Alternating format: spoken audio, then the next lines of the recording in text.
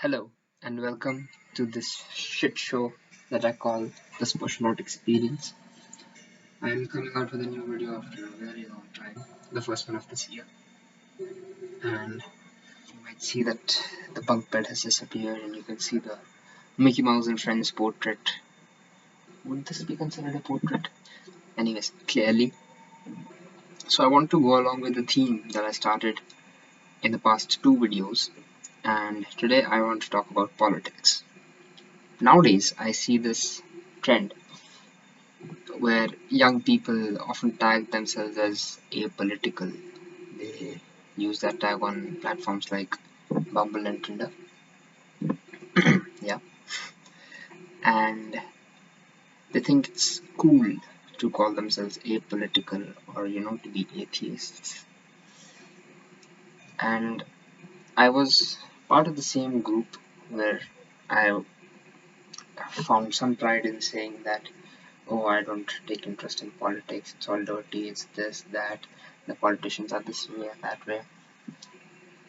And before I go deeper into this, I want to give a short disclaimer because I don't want to repeat the disclaimer on and on again in the video, which I might still do.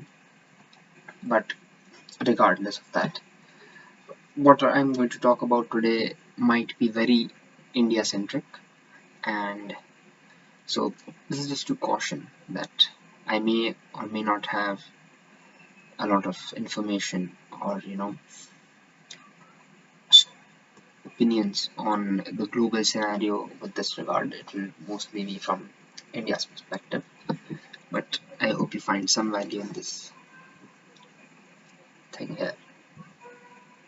So I was part of the same group where I tried to keep myself away from politics as such, but recently I spent around 1 or 2 months learning a lot about the Indian polity, and that's when I sort of realized that it's not okay to think that way, because whether you like it or not, we are not unaffected by politics. And maybe, just maybe, that particular speech a politician gave might not directly aid you or hamper you or affect you in any way.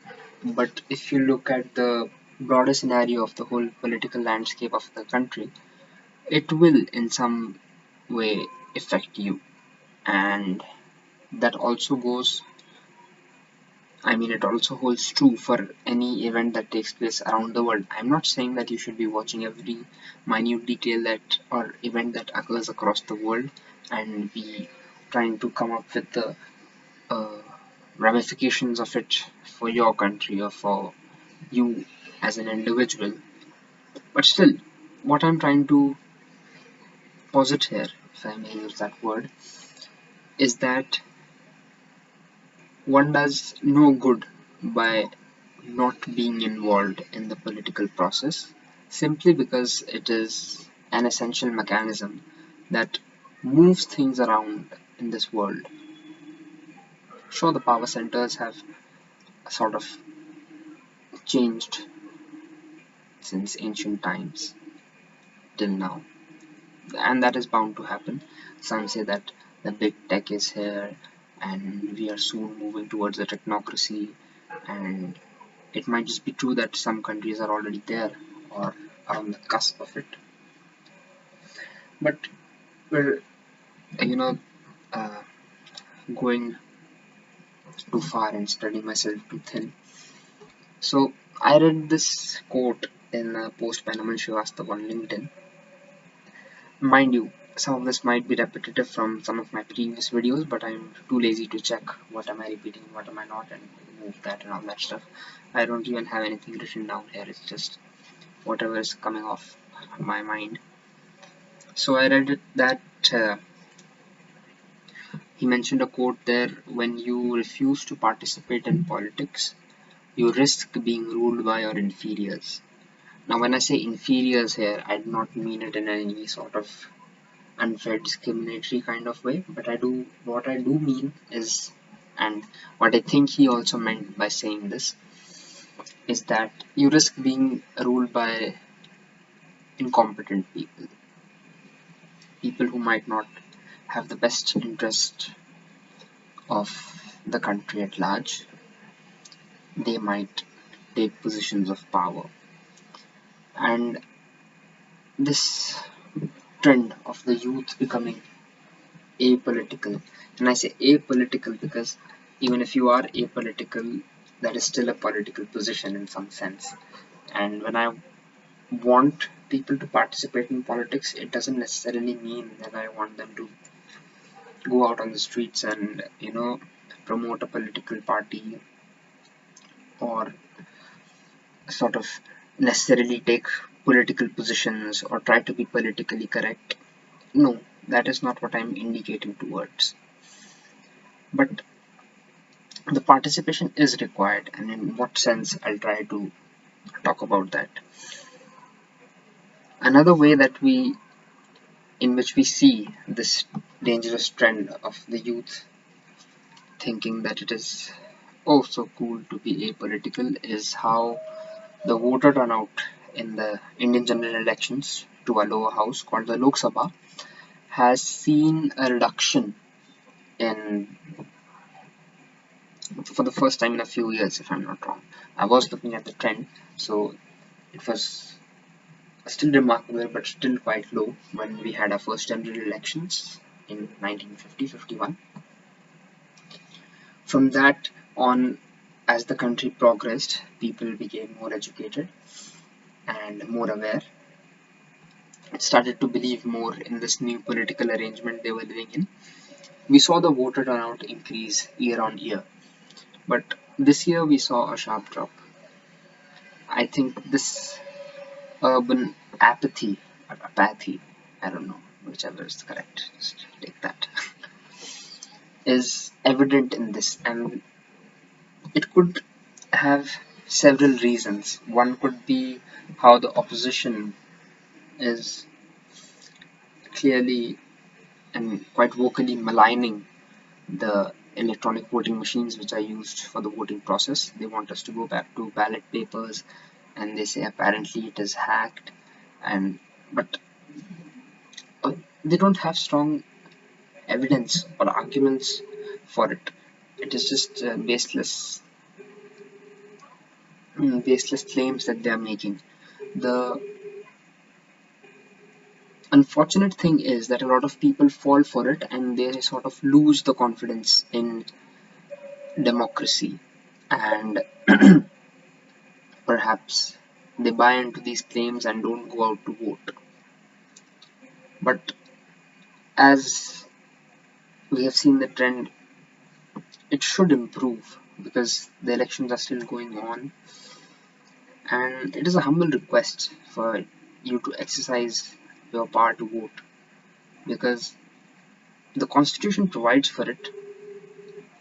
We have it as sort of a right, and we should be proud of the fact that women were given suffrage much more, like early on, as soon as our constitution began, something which the women had to fight for in many developed countries. But I won't comment too much on that because that is sort of reflective of their own political, social history. But the beauty of elections, the beauty of voting is that at least for one day, the common man feels like they have some power at least. For most of the general public, including me, of course, we might feel very powerless on a daily basis. That we don't have much authority, we don't have too much power to bring change or do all sort of things. That is partially correct, but elections give the sense of pride, I would say, to the people that yes, we do have a say in who gets to govern us, and that is something strong, and that is something we shouldn't be taking for granted. When you decide not to go out to vote, think about the people who are living in countries where this is not a right, or it is being done in a very superficial way. Despite the popular quote which says that elections don't really matter because if they did, they wouldn't allow the general public do it, it does hold some merit as a tool of confidence of the people in its government, because that is the beauty of democracy. It sort of pulls on, or it makes use of the intellect of the common person. You get to have your voice heard in some way or the other for the government that you would like to be governing you. So when I say that we must participate in politics, what I really mean is we should be aware.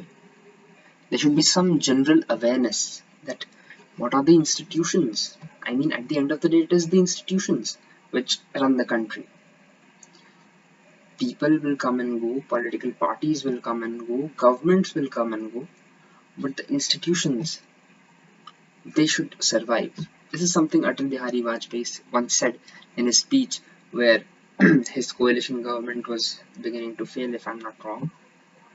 He said that सरकारें आएंगी जाएंगी पर ये देश चलता रहना चाहिए, something along those lines, where he said that governments will come and go, but the idea of India as a nation should continue.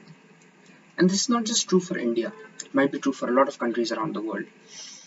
And today, in this globalized world that we live in, we must be cognizant of what are the structures, what are the frameworks along which government works. Now, I know it is sort of a privilege to be able to well verse yourself with all these things, because everyone has their day-to-day struggle or hustle to go with, and they might not necessarily have the time and energy to learn about polity, governance, etc.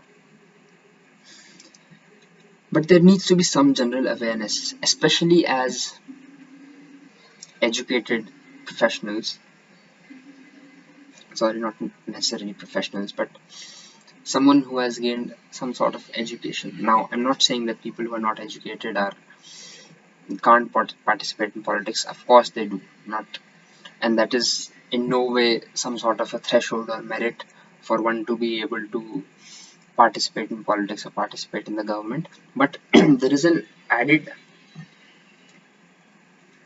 sort of, you can call it a burden or just a common responsibility on the educated people to participate in politics, because they might be a little less vulnerable to the identity and religion politics which some politicians want us to buy into for their vote bank, etc.